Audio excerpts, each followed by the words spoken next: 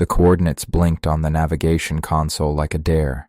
Latitude and longitude nested deep within the most whispered triangle on maritime charts, an expanse of Atlantic water where compasses stuttered and vessels were said to evaporate into myth. Captain Roland Pierce studied the digital map with a predator's patience. 200 years of wreckage, he murmured. Galleons, warships, freighters, enough gold down there to bend the spine of history. The Argent Dawn idled above cobalt swells that looked deceptively serene beneath the late afternoon sun. Her hull gleamed, her equipment state-of-the-art, side-scan sonar, remotely operated vehicles, pressurized dive pods capable of descending past 1,000 meters. Greed had financed precision. Mara Vance leaned against the railing, staring at the water. She had signed on as marine geophysicist, consultant, not plunderer. The pitch had been academic, document historically significant wreck sites before looters stripped them. She should have read between the lines. Storms coming in tomorrow night, she said without turning. Pressure drops already noticeable. Roland smirked. We'll have the first dive done before the weather shifts. Behind them, the dive team prepared their suits. Leon Gutierrez, broad-shouldered and perpetually sardonic, adjusted his rebreather valves. Nikhil Rao double-checked the submersible drone's manipulator arms. Finders keepers, Leon muttered. Historians weep, Mara replied. He grinned. The ocean swallowed the sun in a bruised orange smear, and somewhere below, something listened. The descent began at dawn. The dive pod, spherical, reinforced, intimate, lowered through shifting gradients of blue until light fractured into dim shafts and then surrendered entirely. The Bermuda shelf here was uneven, trenches carved like claw marks across the seabed. Sonar returned distorted images, as though the water itself resisted mapping. At 300 meters, the first wreck appeared. A colonial-era frigate, skeletal and regal in decay, cannons half buried in silt. Silver glinted faintly from a shattered cargo hold. Leon whistled over comms. We just paid for this expedition. Roland's voice crackled from the surface. Market, prioritize extraction. Mara adjusted the floodlights. That's when she noticed it. The wreck wasn't alone. Behind the frigate's splintered stern yawned a cavern mouth, a black aperture embedded into limestone ridge. Its edges were unnaturally smooth, carved. Did sonar catch that formation earlier? She asked. Silence from above. Then Nikhil's voice. Negative. It wasn't on initial sweep.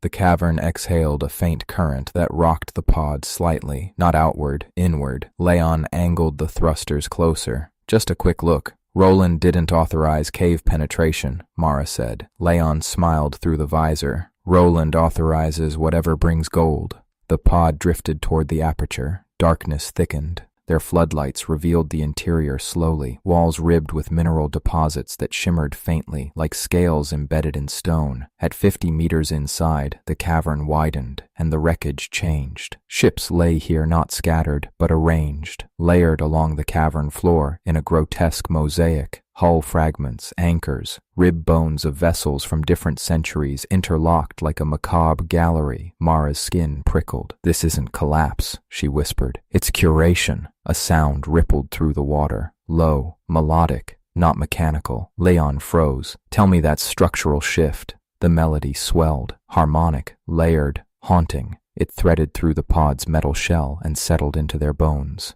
Nikhil's breathing quickened audibly. Mara, I'm picking up biological movement, multiple signatures. From the cavern's ceiling, shapes detached from shadow. At first they seemed like drifting banners. Then they unfurled. Humanoid torsos, elongated, muscular, pallid as drowned marble, fused seamlessly into powerful, finned lower bodies that coiled and flexed with predatory elegance. Their arms were long, jointed slightly wrong, ending in webbed hands tipped with dark talons. Membranous fins stretched from forearm to flank like tattered cloaks, and their faces, not beautiful, not grotesque, terrifying in their symmetry, eyes vast and reflective, pupils vertical and predatory, mouths narrow but too wide, teeth fine and numerous as needle rain. One hovered inches from the viewport, its gaze fixed on Mara. The melody shifted key. Leon swallowed. Those are not fish. The creature tilted its head and sang. The sound intensified, vibrating the glass. Burrowing into thought, images flickered in Mara's mind. Ships drifting helplessly, sailors leaning over rails as if mesmerized, hulls steering willingly into this cavern's maw. Treasure wasn't found here, it was harvested. More figures emerged from fissures along the cavern walls. 10, 15, perhaps more. They circled the pod with sinuous grace. The lead creature extended a hand. Its talons tapped the viewport lightly. Once, twice. A crack spidered across the reinforced glass. Leon jerked the controls. "We're leaving." The thrusters flared, but the current reversed. The cavern pulled. The melody deepened into something almost jubilant. Above, Roland's voice broke through static. "You've drifted off coordinates. Correct immediately." Mara's eyes locked with the creature's. Its lips parted, and the singing became a scream. The cavern mouth behind them narrowed, not stone shifting, bodies interlocking, blocking escape. The pod shuddered violently as something immense struck from below. Nikhil shouted, "Hull integrity dropping." Another impact. The crack widened. Cold Atlantic water began whispering through the fracture. Outside, the siren mermen gathered closer, not frenzied, anticipatory.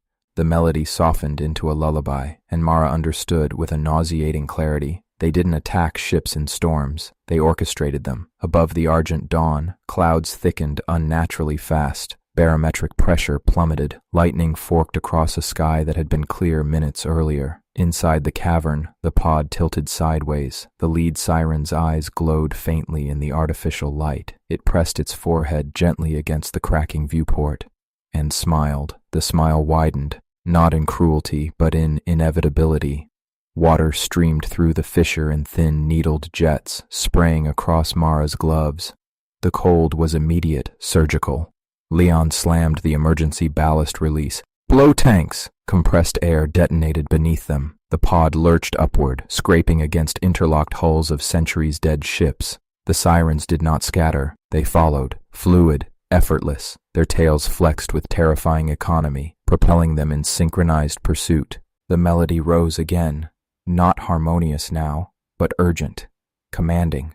From somewhere deeper in the cavern, a bass resonance answered. Larger shapes stirred behind ribbed limestone pillars, shadows too immense to belong to the ones surrounding them. Nikhil's voice fractured. "There are bigger ones."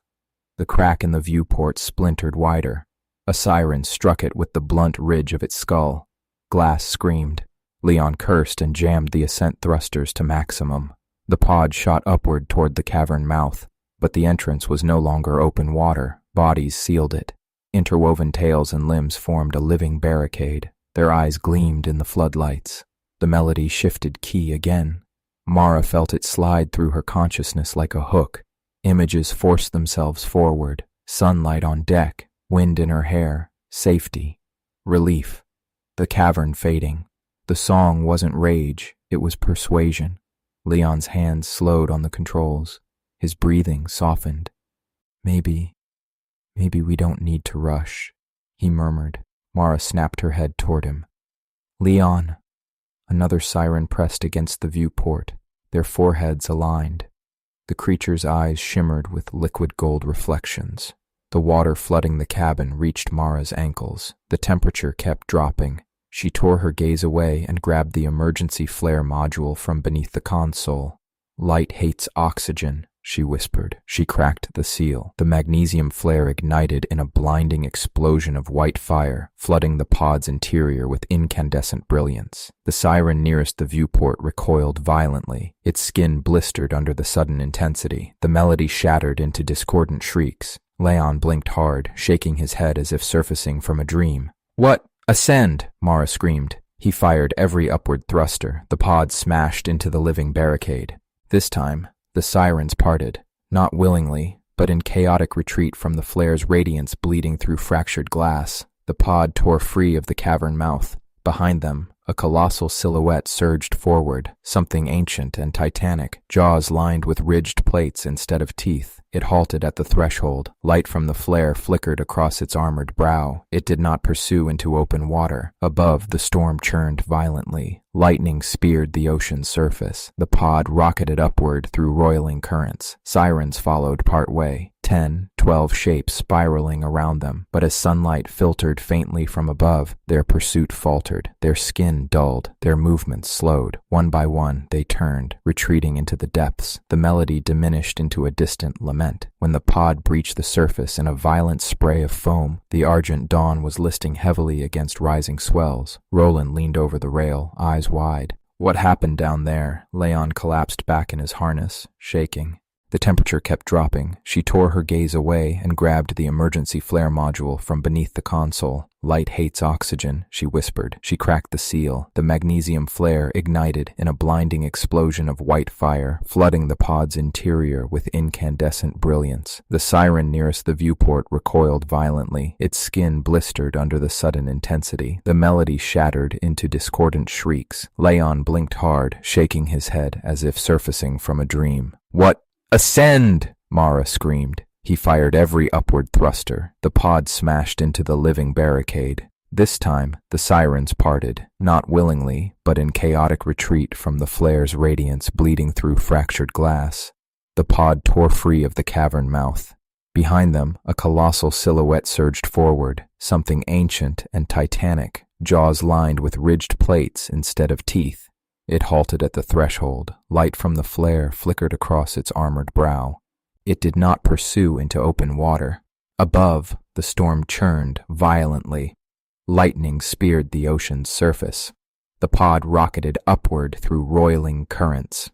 Sirens followed partway, 10, 12 shapes spiraling around them, but as sunlight filtered faintly from above, their pursuit faltered, their skin dulled, their movements slowed. One by one, they turned, retreating into the depths. The melody diminished into a distant lament. When the pod breached the surface in a violent spray of foam, the argent dawn was listing heavily against rising swells. Roland leaned over the rail, eyes wide. What happened down there? Leon collapsed back in his harness, shaking. Mara stared into the storm-racked water. Treasure, she said hoarsely. Just not the kind you can carry. Another lightning bolt illuminated the sea behind them.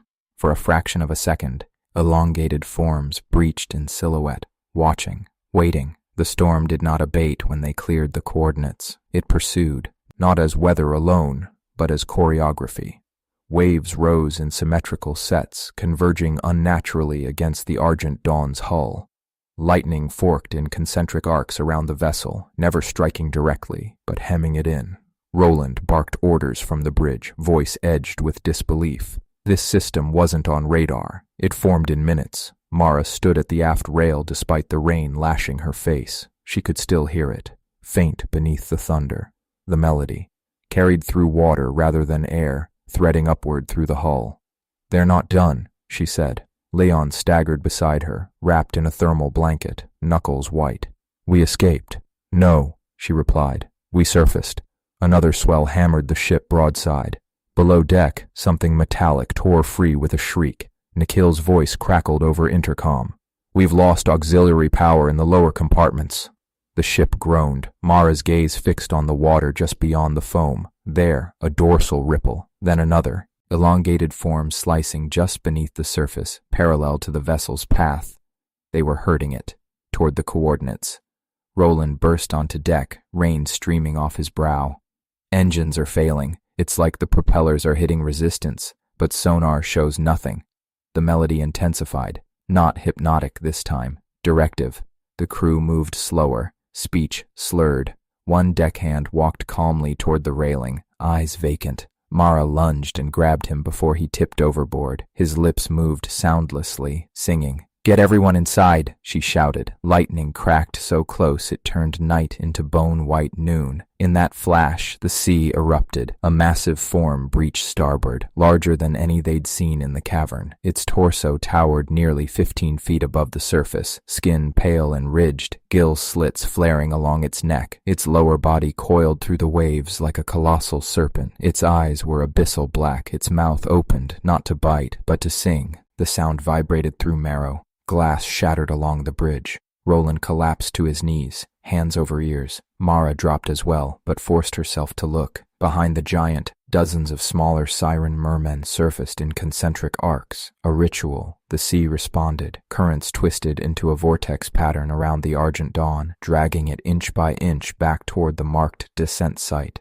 The giant siren tilted its head slightly. Recognition. It remembered her. Mara staggered toward the emergency equipment locker, bolted near the deck stairs. Inside, industrial flood beacons used for night salvage operations. She tore one free. Leon crawled toward her.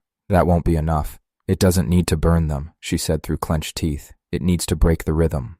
The giant song deepened, harmonics layering into a resonant chord that made the hull tremble. Mara triggered the beacon. An eruption of artificial daylight blasted across the storm-dark sea. The sirens recoiled violently, skin blistering where photons struck. The melody fractured, the vortex destabilized. Waves lost synchronization. The giant shrieked, this time unmistakably furious. Its massive tail lashed the water, sending a wall of foam over the deck. Mara was thrown hard against the railing. The beacon skidded but continued blazing. More deck lights flickered on as emergency generators caught. Floodlights swept the surface. The sirens retreated in spiraling patterns, diving beneath foam and shadow. The giant lingered longest, its gaze locked with Mara's across the distance. No hypnotic allure now, no persuasion, only cold appraisal. Then it submerged. The sea convulsed once more, and stilled. The storm unraveled as abruptly as it had formed. Clouds thinned. Thunder receded into the horizon. The Argent Dawn floated in exhausted silence. Crew members stirred as if waking from sedation.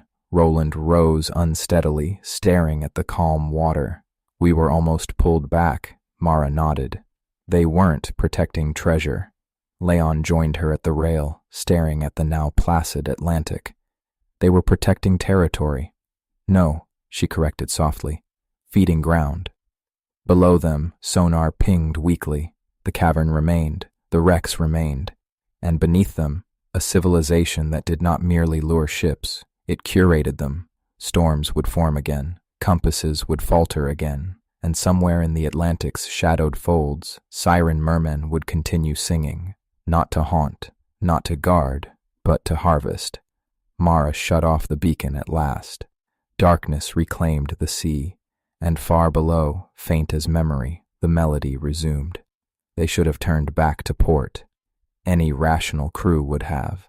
The Argent Dawn had sustained structural damage, lost auxiliary systems, and nearly been swallowed by a storm that had no meteorological origin. But rationality erodes quickly when treasure glitters at the edge of reach. Roland convened the senior crew in the mess hall that night. The air smelled of brine and burnt wiring. "We were close," he said, voice hoarse but steady. "Closer than anyone's ever been." Mara stared at him in disbelief. "We were hunted. We were tested," he corrected. "And we survived." Leon rubbed his temples. "Barely." Roland leaned forward. "That cavern holds centuries of lost cargo. Gold, artifacts, history. If we map it properly, if we go in prepared with sustained light arrays, reinforced hull, acoustic disruptors, we can control the environment." Mara let out a hollow laugh. Control? She thought of the giant surfacing in lightning, of the vortex forming in obedient spirals. "They control the weather." Roland's eyes sharpened. "Then we adapt." Silence settled heavy across the table. Finally, Nikhil spoke. "If we're doing this again, we need constant high lumen saturation, surface and submersible both. No dark zones." Roland nodded. "We dive in 48 hours. Mara closed her eyes briefly. The melody was gone for now, but she could feel anticipation in the water around the hull. The second descent was not subtle. They flooded the ocean with artificial daylight. Banks of submersible flood lamps turned midnight depths into sterile brilliance. Acoustic cannons pulsed low-frequency bursts meant to disrupt marine mammal navigation. The pod descended like a defiant star. At 300 meters, the wrecked frigate remained. At its stern, the cavern mouth yawned once more. But it was different. No careful arrangement, no quiet vigil. The entrance had widened, stone fractured outward, as if forced from within. Mara's pulse accelerated. "They're not hiding anymore. she whispered. Inside, the curated wreckage lay scattered, ships no longer layered with ritual precision. They had been shoved aside, cleared. The team maneuvered cautiously inward, floodlights blazing in every direction. The sirens appeared almost immediately, not drifting, charging. Dozens surged from alcoves and ceiling fissures, their pallid skin recoiling from the light yet pressing forward regardless. Their song erupted, not seductive, not layered, furious. The acoustic cannons fired in rhythmic bursts. Several sirens convulsed, spinning away, but more replaced them. They weren't attempting hypnosis. They were buying time. From deeper within the cavern, the water darkened unnaturally, as if ink bled into it from below. The hydrophone monitors spiked. The bass resonance returned, stronger, closer. Leon's voice trembled. "We should not be here." The floodlights flickered, not from power failure, from interference. A massive shadow surged upward through the cleared wreckage. The abyssal giant, fully emerged now. Its plated body dwarfed the pod, ridges layered like ancient armor. Bioluminescent veins pulsed beneath translucent seams in erratic flashes. Its multiple eyes adjusted painfully against the artificial light. It did not sing. It roared. The sound ruptured the nearest flood lamp, glass bursting outward. Water slammed the pod sideways. Sirens scattered to the perimeter, forming a perimeter ring, not attacking, not retreating, witnessing. The giant's armored head lowered toward the submersible. Its maw opened. Rows of crushing plates rotated inward like a grinding mill. Roland's voice crackled faintly from above. "Surface! Surface now!" Thrusters flared uselessly against the pressure wave emanating from the creature. The cavern walls began collapsing inward. Not from assault, but from structural instability. The containment architecture was failing, and the sirens were not restraining it. They were releasing it. Mara's breath caught. "They've changed strategy." Leon's eyes widened. "What?" "They're not defending the cavern anymore." The giant lunged. The pod spun violently as a plated appendage struck its flank. Alarms screamed. Hull integrity plummeted. Above, the ocean churned. On the surface, dark shapes breached in widening arcs. Not just dozens, hundreds. The Atlantic convulsed as if something ancient were rising to claim it. Inside the cavern, the giant's roar became a harmonic tremor. Stone ceilings fractured completely. Open ocean flooded the chamber. The curated graveyard of ships lifted in swirling debris. The sirens retreated upward, escorting the behemoth toward the surface rather than containing it. Mara felt a chilling realization settle in her bones. For centuries, the sirens had fed it, kept it sated, contained by ritual and structure. Now, provoked beyond tolerance by intrusion and light, they were unleashing it. The pod shot upward through chaos as the cavern disintegrated. Behind them, the abyssal giant surged after its escort, toward open sea, toward ships, toward coastlines. Mara gripped the console as the Atlantic above darkened unnaturally once more. "This time," she whispered, voice barely audible over alarms, "the storm isn't a lure." Lightning split the sky as the first armored crest broke the surface behind the argent dawn, and the ocean began to rise. The sea did not merely swell, it ascended. Water heaved upward in a vertical surge, not a wave but a column, an obscene pillar that lifted fragments of wreckage, shards of limestone, and the argent dawn's shattered dive pod in its spiraling ascent. On deck, Roland screamed for full throttle. Engines roared, propellers churning white chaos behind the vessel. It made no difference. The Atlantic no longer behaved like water. It behaved like a body, and something within it had stood. The abyssal giant emerged in grotesque majesty, armored plates sluicing seawater in torrents. Its elongated mass coiled just beneath the surface, displacing thousands of tons with each subtle movement. Around it, the siren mermen circled in disciplined formations, not frenzied, not erratic, exultant. The giant's eyes rotated independently, adjusting to air and lightning, to ship and sky. It inhaled. The ocean withdrew toward it in obedient spirals. Mara clung to the rail, drenched, breath ripped from her lungs by the pressure differential. "This is territorial escalation," she said hoarsely. Leon stared in mute horror. "That's not territory." The giant exhaled. The column collapsed outward in a radial shockwave. The argent dawn was thrown sideways like a child's toy. Metal screamed. The mast snapped. Equipment skidded across deck and vanished overboard. Sirens surfaced in coordinated ranks, their voices rising, not melodic this time, but resonant pulses that seemed to vibrate the very air. Clouds thickened overhead in a violent vortex. Lightning no longer forked randomly. It struck in symmetrical arcs around the giant's perimeter, as if tethered to its presence. The storm was not forming, it was orbiting. Roland staggered toward the bridge, blood running from his scalp. Mayday, mayday, unidentified marine anomaly, coordinates transmitting. Static swallowed his transmission. The giant shifted its gaze toward the vessel. Not hungry, not curious, assessing. Mara felt that gaze like gravity. She understood with dreadful clarity. The Sirens had not simply lured ships for sustenance. They had maintained equilibrium, feeding wreckage, biomass, metal, anything, to the abyssal entity below. A tribute system, a pacification ritual, and the Argent Dawn had disrupted it twice.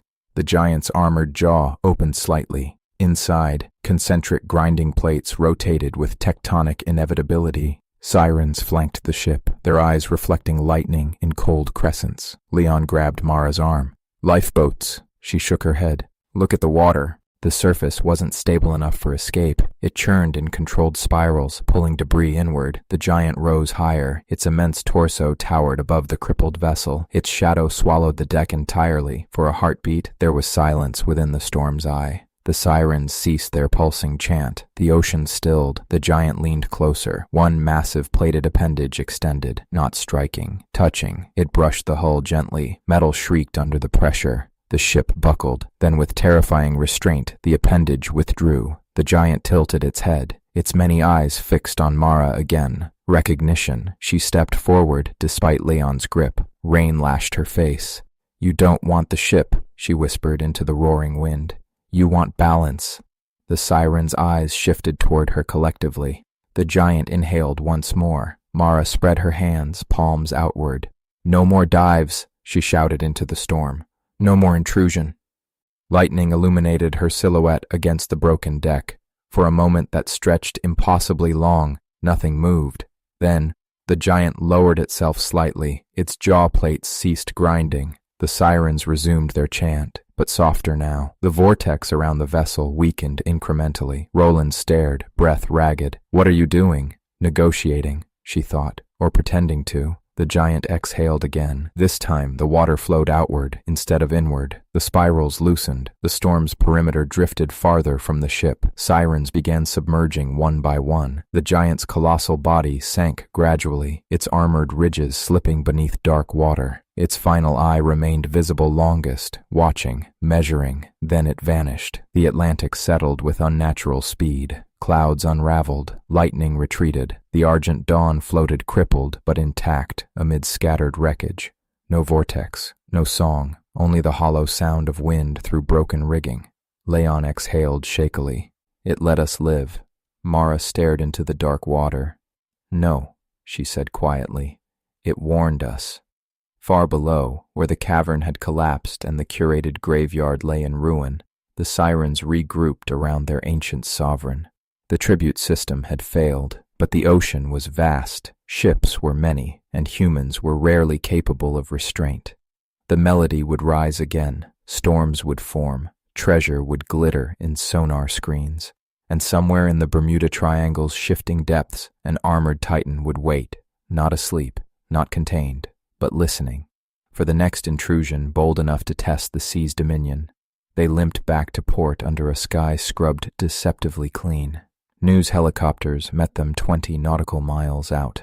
The storm anomaly had registered on satellite, meteorologists scrambling to explain the rapid cyclogenesis that had formed and dissolved in under an hour. Maritime authorities demanded statements. Investors demanded assurances. Roland gave them none. The official report cited extreme electromagnetic disturbance, unmapped geological venting, and structural instability within the dive site. No mention of Sirens, no mention of the armored colossus that had risen like a sovereign reclaiming territory. Mara resigned before the paperwork dried. 3 weeks later, she stood in a dim lecture hall before a closed-door consortium of oceanographers, defense analysts, and environmental regulators. On the screen behind her, satellite storm data, sonar distortions, acoustic anomalies mapped in terrifying symmetry. She did not show them the footage of the giant's emergence. Not yet. We are operating under a flawed assumption, she said steadily, that deep ocean ecosystems are passive, that they respond to our intrusion with collapse or migration. She advanced the slide. an image of the cavern before it fractured, ships layered like offerings. There exists evidence of structured, intentional behavior at depth, coordinated, territorial, possibly symbiotic. A murmur rippled across the room. One defense official leaned forward. "Are you suggesting sentience?" "I'm suggesting governance," Mara replied. Silence thickened. She showed them the storm spiral patterns, perfectly centered on the dive coordinates. "These systems are not random, they are reactive." A marine climatologist frowned. "Reactive to what?" "To us." The footage leaked 2 days later. Anonymous source. High-definition frames of pale humanoid forms in floodlight glare. The colossal armored mass breaching beneath lightning. The world fractured along predictable lines. Hoax. Deepfake. Proof of myth. Religious omen. Military threat. Stock prices for offshore drilling companies plummeted. Naval fleets quietly expanded sonar patrols in the Atlantic. And within weeks, another salvage expedition, privately funded, heavily armed, announced intentions to verify or debunk the claims. Mara watched the press conference with a hollow dread. "They won't listen," Leon said from her kitchen table. He had quit too. "They never do." The new expedition entered the Bermuda sector at night. 3 vessels, reinforced hulls, acoustic weaponry, drones. They transmitted bravado in real time. No anomalies detected. Water calm, cameras lowered. At 2:13 a.m., their feeds began to distort, not from interference, from water displacement. The ocean receded outward in concentric rings around the flotilla. Satellite imagery later showed the sea sinking inward like a basin being drained. Then it rose. A circular wall of water encircled the 3 ships. Lightning formed a perfect ring overhead. From beneath, elongated shapes surfaced, not dozens, hundreds. The melody broadcast faintly even through terrestrial speakers, picked up on open comms before transmission severed. The armored Titan did not rise this time. It did not need to. The sirens alone were sufficient. Ships capsized within minutes. Lifeboats vanished in spiraling currents. No debris resurfaced. By dawn, the Atlantic was calm again, as though nothing had occurred. Global maritime advisories redrew exclusion zones overnight. The Bermuda sector was classified as hazardous ecological preserve. Unofficially, naval intelligence referred to it as a sovereign marine anomaly. Mara stood months later on a quiet cliff overlooking the Atlantic. The sea glittered in afternoon light. Tour boats skirted the expanded perimeter, unaware how thin the boundary truly was. Leon joined her, hands in jacket pockets. "They've stopped going in," he said. "For now." She nodded. Out there, beneath miles of water, the siren mermen had resumed their architecture. Wreckage would be gathered again, offerings arranged, equilibrium restored, and deeper still, in trenches no sonar dared map, the armored giant would coil within crushing darkness, not mindless, not myth, but monarch of a domain older than charts or greed. The ocean did not belong to humanity. It tolerated it.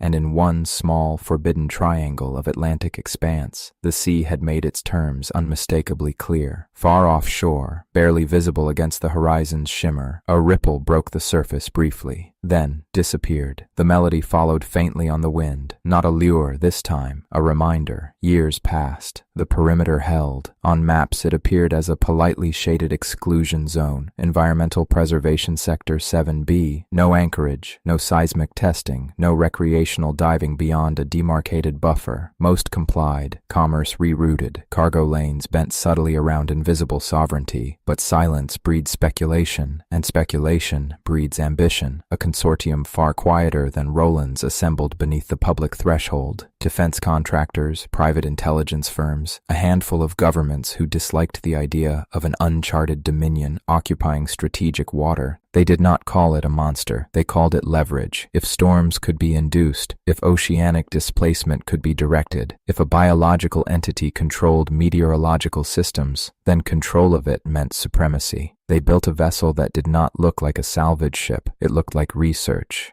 Clean lines, civilian insignia, plausible deniability. Its true cargo was not floodlights, it was resonance, an array of submersible emitters designed to mimic and override harmonic marine communication at abyssal frequencies, not disruption, domination. Mara learned of it 3 days before deployment. A former colleague slipped her the brief in encrypted fragments. "They're not going to mine treasure," Leon said grimly when she finished reading. "They're going to try to command it." The vessel entered the exclusion zone under diplomatic clearance. No storm greeted it. No melody surfaced. The sea was unnervingly placid. They lowered the resonance array at twilight. It descended silently to the coordinates of the collapsed cavern. At 200 meters, the first test pulse transmitted, a deep, synthetic harmonic, imperfect, but close. At 300 meters, they intensified it, matching archived acoustic patterns captured during Mara's expedition. In the abyss, something listened. The sirens responded first. Shapes emerged in cautious spirals. They did not charge. They circled the emitter array, luminous veins pulsing uncertainly. The synthetic harmonic shifted frequency, attempting entrainment. For a moment, it almost worked. The sirens' pulses aligned fractionally with the artificial rhythm. On the surface, technicians cheered. Phase lock achieved, one whispered. Then the harmonic wavered. The artificial frequency could replicate tone. It could not replicate meaning. The sirens' bioluminescence flared abruptly into chaotic discord. The sea convulsed. Not upward, downward. The water column collapsed inward around the emitter, crushing it instantly. The research vessel lurched as a countercurrent seized its hull. From the depths, a new resonance rose. Not the giant's roar, not the siren's melody, something older, lower, an infrasonic vibration that made satellites jitter in orbit and cracked glass in coastal towns hundreds of miles away. The abyssal titan did not breach. It did not need spectacle. It rose just enough. Beneath the ship, a silhouette visible only on sonar, a continent of armor sliding through blackness. The vessel's engines failed simultaneously, not from strike, from pressure. Water compacted around the hull with impossible density. Onboard systems overloaded. The synthetic array imploded completely. The sirens gathered, not celebratory, judicial. The giant's many eyes opened below, each one a cold lantern in the abyss. It did not surface. It pressed upward slightly. The research vessel's hull folded inward with a sound too deep to be heard above water. It sank without debris, without survivors. The ocean smoothed. Storms did not form this time. No lightning, no spectacle, just absence. After that, the exclusion zone expanded indefinitely. Insurance companies refused coverage for any craft entering the coordinates. Naval patrols monitored from a distance, but did not intrude. The Atlantic returned to its rhythms. Mara aged into quiet advocacy. She lectured less and listened more. Sometimes, on windless evenings, she could swear she heard it, the faintest tremor beneath the surf. Not threatening, present. A civilization below maintaining equilibrium. A monarch below ensuring it. Human ambition had tested the boundary twice. It would test again someday. It always did. But beneath the Bermuda Triangle, in vaulted trenches and collapsed caverns reshaped by patient architects, the siren mermen continued their vigil. And far below even them, armored plates shifted in the dark. Not restless, not sleeping, simply aware. The ocean was vast, human memory was short, and the sea had eternity. Decades layered themselves quietly over the Atlantic. Generations grew up with the Bermuda exclusion as accepted cartography, like a reef or a trench, something dangerous and respectfully avoided. Technology advanced, satellites sharpened, quantum sonar promised to pierce depths once thought unreachable. And inevitably, someone asked again, what if we just observe from farther away? A global climate consortium launched orbital oceanographic platforms capable of mapping thermal flux at extraordinary resolution. They did not descend. They did not transmit sound. They watched. For 5 years, nothing unusual registered beyond subtle anomalies in current rotation and pressure harmonics within the zone. Then the warming accelerated, not locally, globally. Polar ice destabilized faster than projected models. Thermohaline circulation faltered. Atlantic currents wavered like an unsteady pulse. In the exclusion zone, sensors detected something new, a rhythmic upwelling, not storm-driven, not tectonic, intentional. Heat from abyssal vents began redistributing in measured pulses, released upward in controlled surges that diffused surface temperatures. Storm frequency in the North Atlantic decreased by 14%. Hurricane formation corridors shifted. Meteorologists called it a statistical anomaly. Oceanographers called it unexplained regulation. Mara, now silver-haired and slower in step, watched the models unfold with a quiet, dawning comprehension. "They're stabilizing," she murmured. Leon, beside her in the research observatory overlooking a winter-gray Atlantic, nodded slowly. "The giant."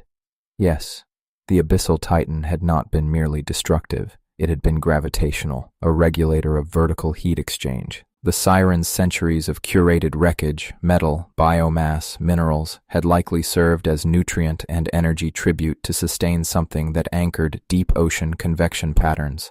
Human intrusion had nearly destabilized a planetary valve, and now the sea was correcting. Within the exclusion zone, thermal imaging satellites captured faint concentric ripples beneath the surface, vast circulatory movements radiating outward like a heartbeat. No storms formed there anymore. No vessels vanished, because none dared approach. But climate data suggested something astonishing. The ocean was being managed, not consciously in human terms, but intentionally. Below, in trenches darker than night, the armored titan coiled within titanic pressure gradients, its plated body channeling geothermal flux through abyssal corridors. Around it, the siren mermen navigated limestone vaults rebuilt over decades, no longer curated graveyards alone, but conduits, architects of equilibrium. Humanity would never receive acknowledgement, no treaty, no communication, only outcome. Sea levels rose slower than worst-case projections. Atlantic hurricanes weakened marginally over time, temperature extremes moderated by fractions that meant survival for millions. Mara stood one last time at the cliff years later, wind braiding through her thinning hair. The horizon shimmered beneath late summer haze. A freighter skirted the exclusion perimeter respectfully. Far offshore, barely perceptible, the water lifted and settled in a broad, slow pulse.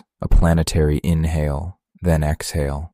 She smiled faintly. The ocean had never been empty wilderness. It had been governed, and in one forbidden triangle of Atlantic expanse, a sovereign older than memory continued its vigil, not against humanity, but for balance. When Mara finally closed her eyes to rest, storms still formed across the globe. Ships still sailed. People still argued over dominion and data. But deep beneath the Bermuda waters, siren mermen traced luminous pathways through cathedral caverns of stone and bone, and far below them, armored plates shifted in colossal patience, regulating tides of heat and fury, listening to the planet's pulse, guarding a dominion that did not seek conquest, only continuity. The melody no longer lured, it endured, and the sea, ancient and immeasurable, kept its terms. Long after Mara's name faded into footnotes and archived lectures, the models kept updating. They began calling it the Atlantic Stabilization Anomaly in academic journals. No myth attached, no sirens, no titan, just equations that refused to balance without an unseen moderator. The exclusion zone became permanent international covenant, not sacred, just strategically untouchable. Until the year the tremors began, they did not originate in Bermuda, they radiated toward it. Deep seismic quakes along the mid-Atlantic ridge intensified beyond projected tectonic drift. Magma plumes thickened. Pressure differentials in abyssal trenches spiked. The planet was shifting. Satellites recorded the first true superstorm in over 30 years, forming south of the exclusion perimeter. Vast, erratic, fed by abnormal thermal discharge from the ocean floor, it drifted north, toward the sovereign waters. Inside the zone, thermal readings surged. For the first time in half a century, a storm crossed the boundary. Not summoned, not orchestrated, intrusive. Waves built in erratic pyramids. Pressure fronts collided chaotically, and beneath it all, the pulse changed. Orbital hydrothermal sensors registered a massive redistribution event from the abyss. Heat channels rerouted, currents inverted. The siren mermen emerged in coordinated swarms along deep corridors, luminous bodies tracing urgent geometry through water darker than space. They were not luring, they were reinforcing. The Titan rose higher than it had in generations, not breaching, but elevating through layers of crushing depth to meet the destabilizing thermal plume head-on. Its armored body glowed along tectonic seams, bioluminescence flickering in new, intense spectra never before recorded. The superstorm crossed into the zone and faltered, wind shear distorted, pressure gradients flattened unnaturally. Ocean heat that should have fueled its spiral bled downward instead, drawn through abyssal conduits like breath through lungs. On satellite imagery, the storm unraveled in slow motion. Meteorologists called it unprecedented atmospheric collapse. Deep ocean physicists stared at thermal charts in stunned silence. Below, the Titan absorbed the violent plume, channeling geothermal excess into trenches where pressure could temper it. The sirens formed a lattice of luminous arcs around the ascending heat columns, stabilizing microcurrents with harmonic pulses too low for human instruments to fully decode. For 3 days, the abyss labored. Then the planet steadied. The mid-Atlantic quakes subsided.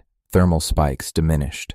Surface waters cooled by fractions that meant survival for coastlines poised on the brink. The Titan descended again, not wounded, but altered. Sensors detected new fractures along its armored ridges, stress lines from absorbing planetary violence. The sirens circled it in slow, reverent patterns. Maintenance, tribute, renewal. Above, humanity marveled at narrowly averted catastrophe. Climate summits praised policy. Engineers celebrated improved forecasting. No one publicly credited the abyss. Yet the models, always the models, refused to solve without factoring the Bermuda anomaly's moderating force. And so the covenant deepened. No drone crossed the perimeter again. No expedition dared curiosity. Generations accepted the silent treaty without knowing its origin. Far below, corridors widened. New limestone vaults crystallized. The curated wreckage of centuries transformed into infrastructure, mineral frameworks channeling energy across abyssal plains.